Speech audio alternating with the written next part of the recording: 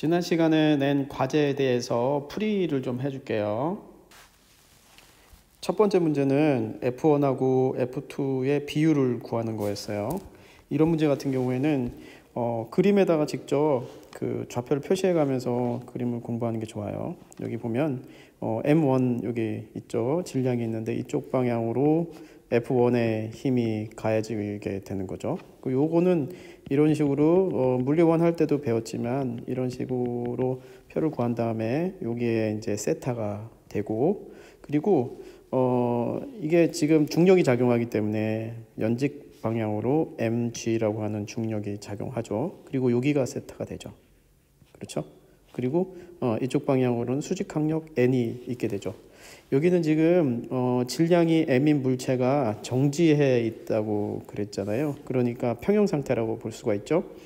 그러면 여기서 정지해 있다라고 하는 것은 여기 빗면 쪽으로 내려오는 이 두 힘 있죠. 이쪽 방향 파란색 이 두 힘과 반대쪽으로 뒤로 가는 이 두 힘이 서로 같다라고 하는 것만 구하면 되죠.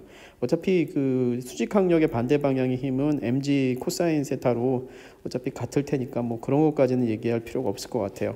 그래서 가 같은 경우에는 f1 코사인 세타가 되는 거고, 나 같은 경우 밑에 가의 아래쪽으로 내려오는 비스듬하게 아래쪽으로 내려온 힘 같은 경우에는 mg 사인 세타가 되죠.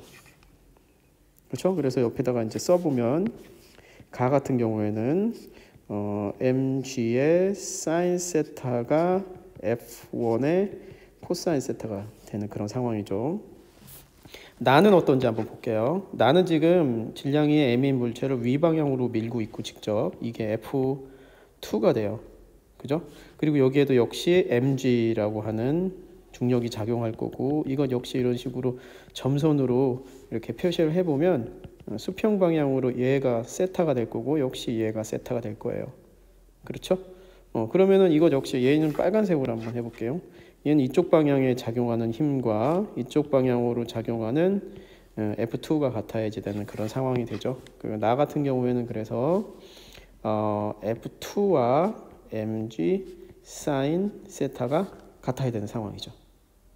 문제에서 요구하는 것은 F2분의 F1이니까 F2는 mg 사인 세타였고 F1은 코사인 세타분의 mg 사인 세타 이렇게 되죠. 그러면 이건 뭐 mg 사인 세타, mg 사인 세타 약분하고 그러면은 뭐 얼마가 되냐면 코사인 세타분의 1이 되죠. 그래서 정답은 4번. 두 번째 문제 볼게요. 두 번째 문제는 물체를 A에서 B까지 전동기가 들어 올리는 형태를 말하는 거예요. 그래서 이게 들어 올릴 때 등속 운동을 한다고 나와 있어요. 여기 보면은 등속 운동을 일정한 속도로 들어 올린다고 했으니까 등속 운동이에요. 등속 운동이라는 얘기는 일단 가속도가 0이라는 얘기잖아요. 가속도가 0이라고 하는 거니까 그러니까 물체에 작용하는 아래쪽 방향으로의 힘과 위쪽 방향으로의 이 힘이 서로 같다라는 얘기죠. 물체가 가속하지 않고 일정하게 돌아오니까 이게 여기 문제에서 나오겠지만 이럴 경우에는 알짜 힘이 0이 되는 거예요. 합력이 알짜 힘이라고 그랬죠. 그러니까 알짜 힘이 0이 되는 그런 상황입니다. 자, 그러면은 일단 A에서 물체에 작용하는 알짜 힘은 0이다. 이게 맞는 얘기죠. 그렇죠? 그 다음에 니은에서 P가 물체를 당기는 힘의 크기는 점점 증가한다. 이렇게 나와 있는데 잘 생각해 보면 A 위치에서는 물체를 이렇게 잡아당겨요. 이렇게 잡아당기죠.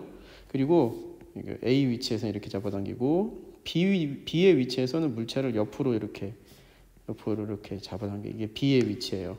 그런데 아까 뭐라고 그랬냐면은 알짜 힘이 0이라고 그랬잖아요. 그러니까 A에서 잡아당기는 힘이나 B에서 잡아당기는 힘이 같아야 돼요.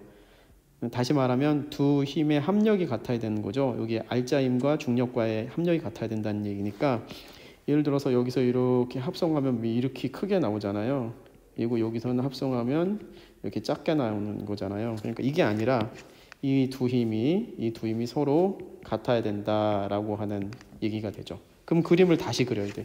얘 같은 경우에는 옆으로 벌려져 있잖아요. 이렇게 옆으로 벌려져 있어서 예를 들어서 합력이 이런 식으로 나온다면, 합력이 이만큼의 힘으로 나온다면, 요 같은 힘이 나오기 위해서는, 그죠? 같은 힘이 나오기 위해서는 A에서는, 여기 B에서, A에서는 어떻게 해도 되냐면 조금만 해도 돼요. 이 정도만 해도 충분히 여기서 위로 이렇게 평행사변형법 적용하면 위로 되니까 이렇게 똑같은 크기의 힘이 되죠. 이게 두 개가 같다 라고 생각해 보면 사실 여기서 이렇게 잡아당기는 힘과 여기서 이렇게 잡아당기는 힘을 비교해 보면은 A일 땐 좀 작고 B일 땐 좀 커야 되겠죠. 그렇죠? 빨간색에 합력되는 비율이, 자, 그림을 다시 보죠.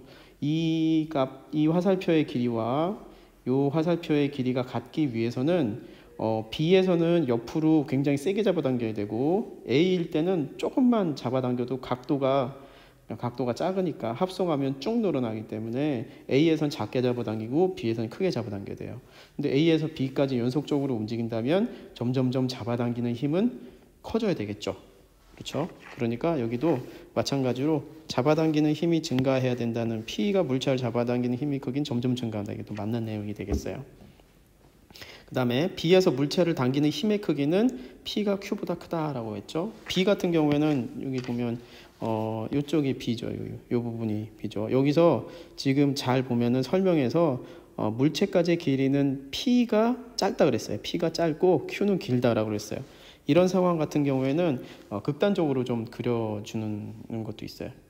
짧고 얘는 길고 이런 식으로 물체가 B에서 이렇게 잡아당기고 있어요. 그런데 잘 생각해 보면 얘가 지금 아까 또 얘기했다시피 이쪽 방향으로, 수직 방향으로 힘이 작용해야 되죠. 합력이 수직 방향으로 작용해야 돼요. 그러려면은 어떤 상황이 돼야 되냐면 이렇게 합해졌을 때 보면은 얘는 이쪽 방향 이만큼, 얘는 이쪽 방향으로 요만큼. 비교해 보면은 여기가 P고 여기가 Q면 P가 더 크다라는 것을 알 수 있어요. 자, 여기다 그리면 PQ 이렇게 돼 있으면 얘가 더 커야 되겠죠. 그래야지 합력을 했을 때 연직 방향의 반대 방향, 수직 방향으로 힘이 나오게 됩니다. 그래서 FP가 더 크다. 그래서 P가 Q보다 크다. 이런 식으로 되어 있으니까 얘도 맞는 내용이에요. 그래서 정답은 5번이 되겠죠.